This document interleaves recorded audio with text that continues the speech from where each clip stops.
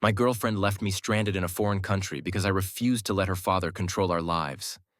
She was left speechless when I decided to stay. Before we get started, could you please hit that like button so I can start making money here? Thank you so much. I, 34 male, thought I had found the perfect woman. My girlfriend, Alicia, 29 female, has it all. Flowing blonde hair, a ballerina's body, and the eyes that knock you right off your feet. She's the kind of woman who turns heads wherever she goes. She was way out of my league, and even though she knew it, she never made me feel inferior. I was truly a lucky man. Of course there's a catch, her father. Before you get the wrong idea, he's not the type who thinks no man is good enough for his daughter. He lets her choose because he knows she is a strong, independent woman. No, he just has his own ideas of how things should be done, especially in a relationship. At first, his comments seemed like he just wanted me to give his daughter the very best. He didn't expect me to buy her expensive things. He expected me to give in to her every whim. For example, on one of our first dates, she and I were going out to dinner. He asked how we were planning to get there. Sounds innocent enough, right? I told him that I was driving. He asked what kind of car I drove and was not happy that I had an older model Honda. He suggested we take an Uber instead, in case there was an issue with my car. He wouldn't want his daughter to be stranded on the side of the road waiting for someone to rescue her. I said if that were to happen, then I could order her an Uber or taxi. He countered with, "Well, if that is your backup plan, why not make it the plan? That would also allow you to enjoy a glass of wine and make the night more romantic." I was left speechless and ended up doing exactly what he wanted. When we started to get more serious, he mentioned that I should take more of an interest in her hobbies and tried doing one with her. She is a model girly girl, and I don't really enjoy the hobbies she has that we don't already share. Things like movies and board games. She enjoys going to fashion shows and learning about the latest trends. But her father suggested it, so now I am forced to go along with her friends to the most boring events imaginable. But she seems genuinely happy that I am putting in the effort, so I don't make an issue about it. Fast forward 8 months. We are planning our first vacation together. We decided to travel to Europe.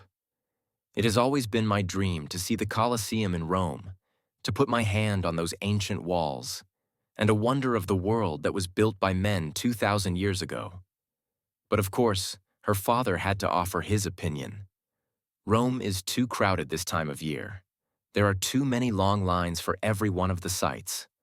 My girlfriend is not interested in seeing any of those places. We should spend our time in Paris. There are plenty of historic sites to see, and Paris has fashion events that my girlfriend would love to see. She exploded with excitement at the idea.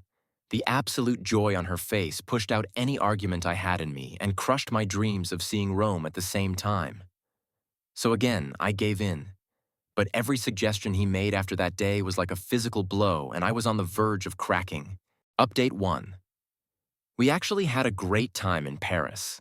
The Eiffel Tower had far too many tourists, but we got much better views from Sacré-Cœur. The museums are nearly empty nearing closing hours, and another way to avoid the tourists. But on the third day, I reached my breaking point. We got a loud knock on our hotel room door as we were getting ready to head out. It was odd that she had woken up before me and was ready to leave in record time, and I didn't even put everything together until she opened the door and 4 of her college friends burst in. It was like a flock of stupid birds, squawking and flapping around. After the greetings had been made and the feathers had settled, my girlfriend informed me that her father had texted last night and told her that, as a gift, he had paid for her friends' flights to join us in Paris. His idea was that she could go and enjoy some fashion shows and give me some time to enjoy the country without doing the boring things he knew I didn't like. I was livid, to say the least. This was supposed to be our romantic getaway. This wasn't even the place I wanted to go. Now there are people here who would make it absolutely impossible to enjoy the trip with my girlfriend. Seeing the look of anger and confusion on my face, my girlfriend tried to calm me down by promising that she would make sure that the girls were not always around, and that we would still have some alone time. Her friends thought this was hilarious. The leader of the flock spoke up and said that would be difficult since we would all be staying in the same suite together. Even my girlfriend seemed taken aback. My girlfriend's father had enough money to pay for flights, but not for 4 hotel rooms in Paris. But of course, he had another one of his brilliant ideas. Since we booked a 2-bedroom suite, the friends could just stay with us. To this day, I am still confused how he thought 6 people would fit in one suite. I admit I raised my voice. There was absolutely no way they were going to stay in our room. My girlfriend, not used to being told no, quickly turned against me. She asked where her friends were supposed to stay. I asked her where I was supposed to sleep with 5 women in the same room. She didn't have an answer for that. But one of the flying monkeys said that I could just get a single room for myself. I countered this with, "You can do the same. I have already paid for this room." That was when they all turned against me. I grabbed my suitcase, packed all my clothes, and left the room while they were endlessly throwing arguments and insults at me. I stormed out and just started walking. Update 2. I walked until I passed by a car rental place. The idea hit me and made me take a step back. One night while looking up what to do in Paris, I did a silly search for how far it is from Paris to Rome. 1,400 kilometers, or about 14 hours of continuous driving. If I started now, I could be there by morning. I went into the rental place, got a car with my international driver's license, and headed off. I wasn't used to mountain driving, but took it slow, which pissed off a few people, but reached the outskirts of Rome just as the sun was rising. I had 4 more days until my fight back, so I could easily spend 2 days in Rome, drive back, and finish the inevitable fight. There is no avoiding that.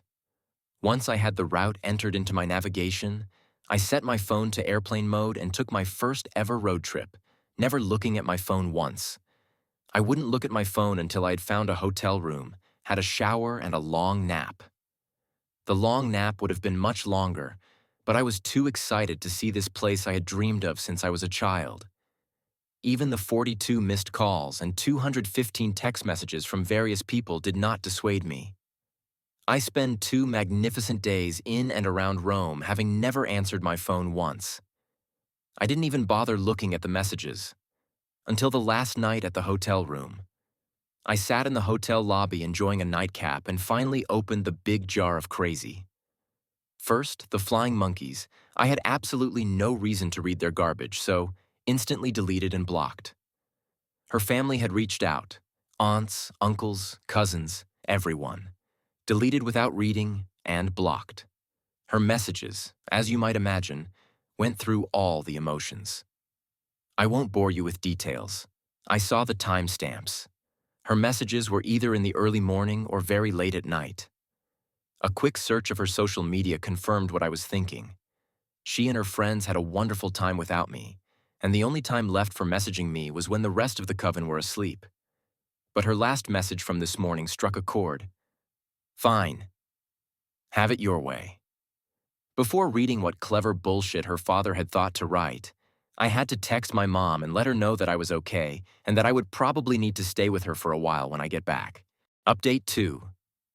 I will call her in the morning before I leave to give her all the information. Her father, his messages carried the same condescending tone throughout, but never left the narrative or got emotional. He explained with reason after reason why he did what he did and how I was wrong for not accepting it. Reasons why I was wrong to react the way I had reacted, and reasons why it has always been a better choice to just do as he says. But his last message I read several times to try and make sense of it. He said, "The girls will be coming home early since you have taken it upon yourself to ruin the trip. You can collect your things from the hotel staff at your convenience." This is bad. I had left my passport and plane tickets in the room safe. I had a bad feeling. Of course, I didn't sleep well, but got up early, made the call to my mom, and headed back to Paris as fast as I could. No annoyed drivers this time. She took my passport and plane ticket. I got back to the hotel and the staff informed me that everyone had checked out of the room. It had been cleaned and was already occupied by someone else. They checked the safe and nothing was left there. Also, nothing was left with hotel management. They were apologetic, but had no answers for me. I should be in full panic mode, but for some reason, I was oddly calm. I had money, but not time. My flight was scheduled to leave in a few hours. I could go to the embassy and get documents to be able to fly home, but there is no telling how long that will take. I have a job to get back to, but after Rome, the thought of going back is almost painful. I didn't panic, I decided, then and there. I am not going back. I returned to the front desk and asked if they had any rooms available. Something not too expensive. I have a lot in savings, but not enough to make me rich. I will need to budget until I can find some sort of work. I don't think I will get a job in Europe as a financial analyst with no language skills and no experience in this region. But I can figure all that out after a long night's sleep. The next morning, I called my mom and told her I would be staying. I asked her not to tell anyone. I want Alicia to wonder and worry for a bit longer. Next, I called my job. I told my boss that I want to quit effective immediately. He asked if everything was okay. I told him the short version of being stranded in France. He said he could offer me a sabbatical for 3 months, calling it burnout syndrome. That would give me the time to see if staying here is really what I want. And if not, then my job would still be waiting there for me. Later that day, Alicia called me. I didn't hesitate to pick up. It wasn't her voice, but her father's voice I heard. He skipped the pleasantries and asked if I had finished my temper tantrum and if I had learned my lesson. The audacity knocked the breath out of me. He was talking to me not only like I was a child, but as if I was one of his children. Before I could even respond, he said that if I apologized to everyone I had affected with my tantrum, in writing, then he would overnight me my passport. And there it was.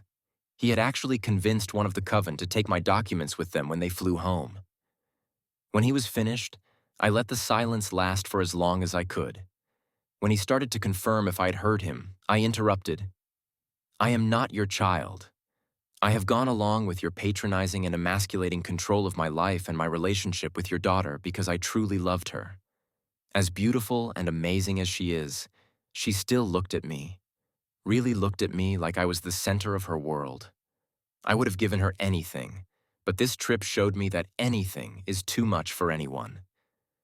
I could hear Alicia sobbing in the background. That's when I realized she was listening to the whole conversation. I am done with her, and done with you. Keep my passport as a reminder of the man you pushed out of her life. You won't always be there to control her life and relationships, so I genuinely hope she finds someone you can control and manipulate to do everything your way so that she always has you even when you're gone. I am not coming back. I took a trip to Rome, and I will go back there and try to find a life there. A fresh start. If Alicia wants to come and join me, she is welcome, but not with you. She would have to cut all ties with you, and we both know that will not happen. Goodbye to you both. Then I hung up. Final update. I stayed in Paris until I could get a new passport. My mom had all of my documents and shipped them to me overnight. I found another American in Rome looking for a roommate, and the rent was extremely cheap. I met with him the next day, and we hit it off right away. He even got me a job teaching English as a second language that would be willing to sponsor my visa. It's only 10 hours a week, but that's enough to pay my bills. I'll have to use my savings for extra expenses. But I should be fine for about a year and a half. Alicia and her father took turns texting me for about a month from her phone since his was blocked.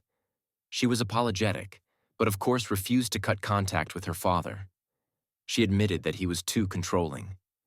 She could see now how he was putting pressure on our relationship and on me, and admitted she was wrong to agree to treat me that way. Her father, on the other, had said he would sue me for the pain and suffering of his daughter and even threatened to kick my ass when I come back. After that last threat, I blocked her number too and went on with my life. 6 months later, I can see on social media that Alicia has recently started dating again. She never tried to contact me again. Probably because we can still see each other's social media and she has seen that I am dating someone new as well. My new Italian girlfriend is a tattoo artist and is full of fire and passion, which can be intimidating at times, but she is her own person and doesn't let anyone control her. I don't think I will ever leave.